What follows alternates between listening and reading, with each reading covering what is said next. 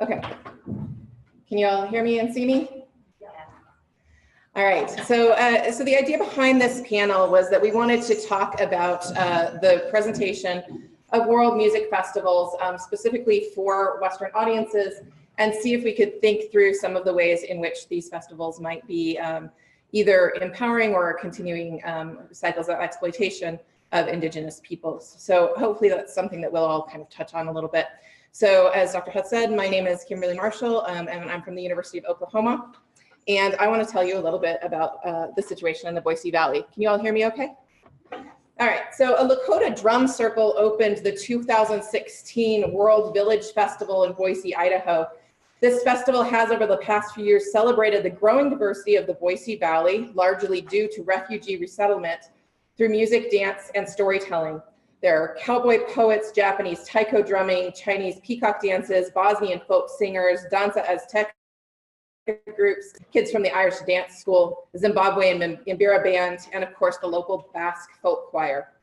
Staged in Capitol Park, right in front of the Idaho Capitol building, the World Village Festival aims to, quote, showcase our community's expanding blend of cultural arts and invites residents to connect with their neighbors through, quote, a rich celebration of many traditions around us by performing and by hosting performing groups representing Idaho's variety of cultures. And that's some images from the World Village Festival. I wish it was lined up a little bit better. And yet, while Lakotas, who are not from Idaho, were invited to the World Village Festival to represent, quote, our native heritage, another gathering was simultaneously happening only 2 miles away. The Return of the Boise Valley People event brings together Shoshone and Piute people who were scattered to various reservations by forced removal from the Boise Valley in 1860. Over the past 7 years, through music, dance, and storytelling, as well as a fun run and a hike up Eagle Rock, a formation that Boiseans call Castle Rock, this annual gathering has attempted to send the message that, as they put it, we are still here. So in this talk, I draw upon fieldwork at both events, as well as interviews with the festival organizers to illustrate the ways in which the disconnection between the festivals speaks to broader processes of forgetting and remembering the specific Native histories of the Boise Valley. These Native histories include unratified treaties, internment camps, indentured servitude, forced removal to several scattered reservations at the hands of the US military, in addition to land claims that remain to this day unsettled. And this series of power-laden historical events suggest representational processes that I contend are more intentional than simply forgetting. They are projects of deliberate erasure. Festivals such as the Boise World Village Festival make up one facet of what I am calling the expressive culture of erasure. And in my research, I also look at processes of erasure in Boise's contemporary folklore, visual arts, public artwork, music, cultural, museum exhibitions, place names, other things. And my book is going to illustrate all of these interrelated processes at different levels of formality, as well as the political and economic consequences of these expressive processes. But in this talk, I want to focus just on festivals as one way of understanding the dynamics of expressive culture of erasure. And I use this data to argue that while multicultural festivals like the World Village Festival can perpetuate a type of erasure, they can also be used to promote Indigenous sovereignty.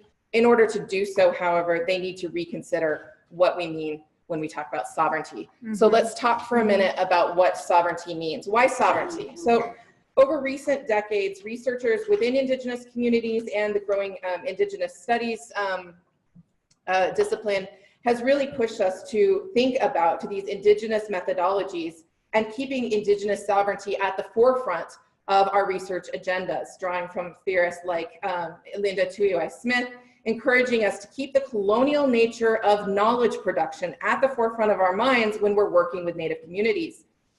Research likes to pretend that it is a value-neutral process that benefits humankind equally, but in fact, research with Indigenous communities, including and particularly within anthropology, has long been a relationship, and I would argue also ethnomusicology, has long been a relationship that benefited the researcher and non-natives more than the Indigenous communities that assisted in the research.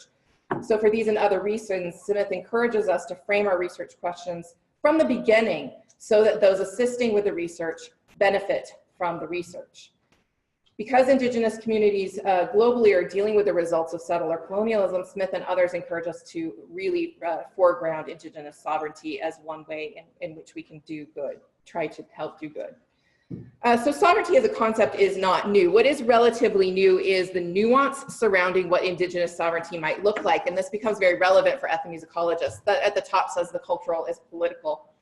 So first, this is one of the aspects of this nuance has to do with the understanding of sovereignty that really moves beyond political realm of self-governance. We're not talking necessarily about self-governance. Amanda Cobb has written a lot about this, and to paraphrase, the cultural is political. She outlines 4 realms of sovereignty that we need to consider. One being cultural sovereignty, drawing from the work of those. Those are traditions used to map the future, making old ways part of contemporary life. Intellectual sovereignty, drawing on Robert Warrior, not using intellectual Western frameworks to do intellectual work. Hermeneutical sovereignty, drawing on Jace Weaver to develop native theories and criticism to evaluate cultural production. Rhetorical sovereignty is another, Scott Lyons, to develop native mode styles of language and public discourse. So given this framing, I argue that we might also consider Indigenous control over representation, over their representations, especially in the expressive realm of world music festivals, as a type of representational sovereignty. So that's one of the things that I wanted to have us think with. And the other thing is that Indigenous scholars are increasingly arguing that sovereignty is too often equated with political processes of autonomy. Amanda Cobb has pointed out there are no modern sovereigns that exist in the world that exercise complete autonomy. In fact, all modern sovereigns are interdependent, economically, militarily, and legally. And at the bottom it's cut off, but it says interdependent. So with these 2 insights in mind, sovereignty matters in expressive culture and sovereignty can be interdependent. Let's look at Idaho festivals and see how and if these processes are at play. So first, I'm going to give you a quick rundown of the World Village Festival. It's a yearly festival that's been held since 2015 in the Capitol Park in front of the Idaho Capitol. It was founded by Dayo Ayodele, who's from Nigeria and living in Boise since the 1980s, and Donna Kowaleski, who is from Minnesota, not native, living in Boise since the 1990s. Ayodele and Kowaleski have been working on multicultural exchange programs for the local YMCA, encouraging kids to come and learn about all the different cultures that exist in Idaho, primarily through arts, crafts, music, and dance. And this multicultural programming eventually grew into an organization called the Global Lounge, which starting in 2011, they began to have yearly booths at a local street festival. And then in 2015, this got big enough that they decided to stage their own multi-day multicultural arts festival. So according to both Ayodele and Kowaleski, the motivation for their cultural education programming grew out of the growing multiculturalism of Boise itself. And I don't have time to go into a lot of this here, but this is sort of Boise in a nutshell. It's a middle-sized community in the middle of the Rocky Mountains, predominantly conservative and white, 89% white. But it really styles itself as being sort of like as hipper than, as hip as Colorado, but not as crowded, as, shorter commute than LA. It's like this hip or outdoorsy tech hub is what it's doing right now. And undoubtedly it's a cool place, but in encouraging communication, but it's also been home recently to an expanding group of refugees that have been settled in Boise since the 80s and 90s and from Southeast Asia, and then more recently from Central Africa. There have been relatively large populations of refugees being resettled. And so for the founders, this really was a way of encouraging communication between these groups. It was a major aim of all of their programming. She says, Kowaleski says, we really have a diverse community, but so many people stay in their own pocket communities. So we wanted to figure out a way to allow each of these groups to open up and share who they are with the general public. And we also felt like the rural farming community that Idaho has been, there hasn't always been a lot of exposure to global cultures in other parts of the world. And we really wanted to say, how do we help the existing community to feel comfortable with the newcomers? And as the newcomers are coming in, how do they feel a part of this place? So it's really a multicultural exchange is how it's thought about. And this is the context through which the Boise World Village Festival is founded. It is a several-day event. It is founded on, I'm trying to kind of speed through this, but you can see like it's set up with like, half-an-hour acts of different groups will come up and present on the stage. There's also booths where people can sell food or crafts. And it's really just set up to demonstrate and really lightly sort of moderated so that people can present their own things. 45-minute blocks, vendors, yeah. And I emceed a few days there. So you can see some of the vendor booths there and in the park. And then that's me emceeing for a few days since they asked me to help. So giving its emphasis on integrating refugees into the community, the place of Native people in all of this multicultural celebration might seem a bit off-center, and I certainly don't mean to blanket condemn the festival or festival organizers for work that I think is important and generally well done. But when representing Native people of the Boise Valley, there's a much longer history to take into consideration, one that organizers, like really frankly anybody in Boise, are completely ignorant of that history. It's a history that other festival in this paper, however, the Return of the Boise Valley People attempts to highlight. All right, so I don't want to run you through all of the history, but I want to give you just a really quick overview of the history of the Boise Valley. So gold is discovered in 1863, and there's a treaty that's signed with area tribes in 1963, but that treaty is never ratified by Congress. The Native people were removed anyway, initially to the hills surrounding Boise, where there was they were doing menial labor in town, but there was lack of food and restricted travel. This is kind of a repeated theme. And so there was a lot of disease that killed a lot of people, so that by 1869, the reservation that had been prepared for them was not ready to receive them, but they were marched there anyway, 250 miles to the east, around 300 Boise Shoshone, 850 Bruno Shoshone, and 150 Bannock. The march takes a long time, and people are breaking off as they're doing this, which leads to this scattering that we presently have. In 1946, the Indian Claims Commission attempted to settle the claims in the Boise Valley with this unratified treaty, and they were unable to settle that claim for multiple reasons that I won't go into here. But I just want to highlight that Boise is where the star is, and the Native people that come from that valley were scattered in all directions. So 19 you can kind of see is the big Fort Hall. That's kind of the hook-shaped one right there. That's where the majority of the people were resettled 250 miles to the east. There's also a community at Duck Valley in 66 that goes straight down from Boise. That's where a lot of the Bruno Shoshone broke off and become the Shopai tribe of Duck Valley. There's also people that were scattered into Oregon and at the border between Nevada and Oregon, that direction. So there's a lot of people scattered a lot of places. And this really becomes one of the centering reasons for holding this festival. So let's see, so the gathering of the Boise Valley people was initially intended as a way to reunite all of these scattered relatives who have shared history, who have shared heritage, who have shared ancestors buried. The fact that the ancestors are buried here at this place where the gathering takes place is incredibly important. And so it feels very much like a family reunion. It's people who are reconnecting and rediscovering their connections in this place. And so this proceeds through, there's several different things. There's daily sunrise ceremonies, oral family histories told, barbecue, tribal, they call it walking parade. There's cultural classes and things like that.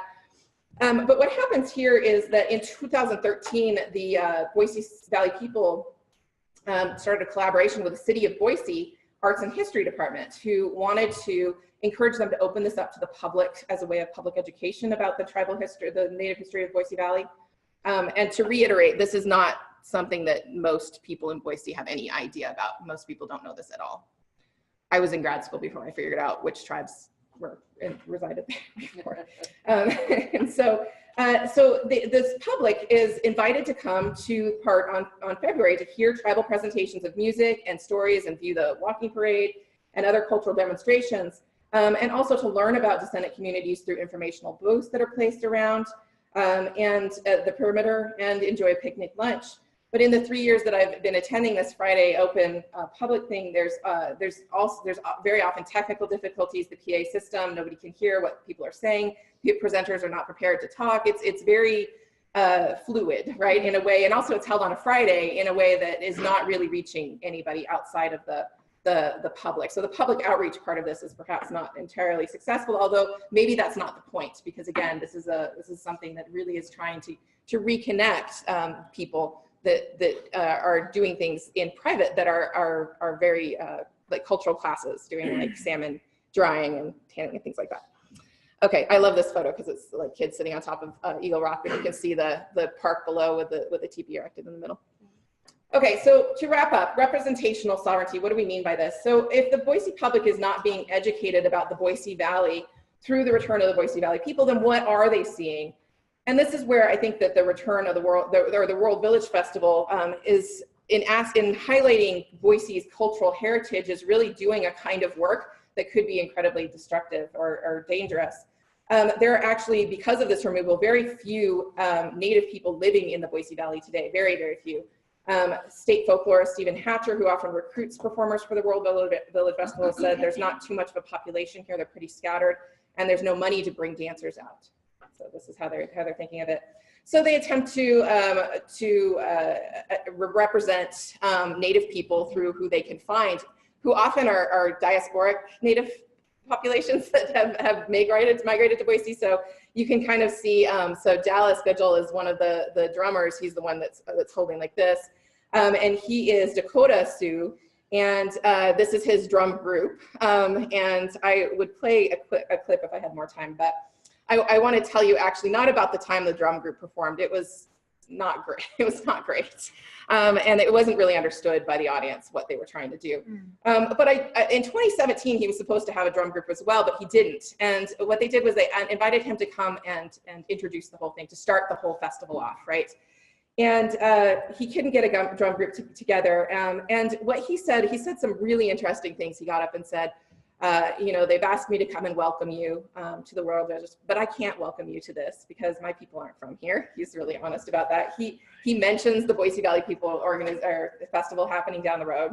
And he talks a little bit about the Native history of the valley. He says it was a valley of peace and nobody could go to war there. It was used by different tribes. There were hot springs right at the gathering place you saw was a warm springs. And so he says they were used for healing. And so instead of singing, he tells a coyote story, which I think is like a great joke also. And then he closed by saying, and I love this one as well, he says, they asked me to do a blessing, but I'm not gonna do that. And then as he's leaving, he's like, they always ask the Indian guy to do the blessing. Why is that? That's right. So you've got this situation where Native cultures, instead of being representative, are really being exoticized here. And it becomes really, instead of a celebration of multiculturalism, it really crosses that line into celebrations of alterity. This is a concept that's following thinkers like Pauline Turner Strong and Tausig originally, in which these cultural others are being created in order that the viewers can understand themselves in a new way. And as other theorists have argued, this performance of alterity is a unidirectional process which structures the benefits of the performance along pre-existing structures of privilege. And so when I asked Iadeli and Kowaleski about this concept, they completely misunderstood the point, which is probably my fault. Instead of talking about how the performers benefit, they said, oh, well, they get to highlight their own cultures and they can learn about multiculturalism from the acts that come on stage before them and after them. And the event is free. And anyway, there's no profit and nobody profits. We don't charge. So how could we be, you know, disenfranchising, or how could we be reinforcing privilege? But I also can't help thinking that perhaps this misunderstanding, my question is because they fundamentally can't understand the premise that Boise is unceded territory. It's a place that's fundamentally structured around an unequal distribution of privilege. And it is alive with the untold stories of the people who called it home for centuries and who still call it home. And how can these people who perhaps can never completely decolonize their homeland, can never completely turn back the clock, how can they tell their stories in a way that respects this sovereignty? And this is where, to close, I think I want to introduce this concept of interdependent sovereignty and show how useful it is in these contexts. So we've seen how this works in economic realms. Jessica Cladolino's book, High Stakes, is a great examination of the way in which sovereignty can be worked out in interdependent sort of relationships. It's in the boring negotiation of memorandums of understanding between the tribe and the city, between the tribe and the state, between tribes, between the tribe and the federal government. Like it's in the negotiation of all of this, sitting of equals at the table. She says that it's, you know, doing MOAs is neither glamorous or visible, but it's the everyday work of sovereign interdependence, the way that we build and sustain collectives. So in what ways might we reimagine the World Music Festival in Boise that would promote tribal sovereignty rather than continuing to perpetuate images of alterity? And there are already two venues here, right, that promote this kind of culture in the Valley, and they're happening on the exact same weekend. And perhaps what is needed to promote this kind of interdependence to begin with is to have a conversation just between those two entities. So that's it.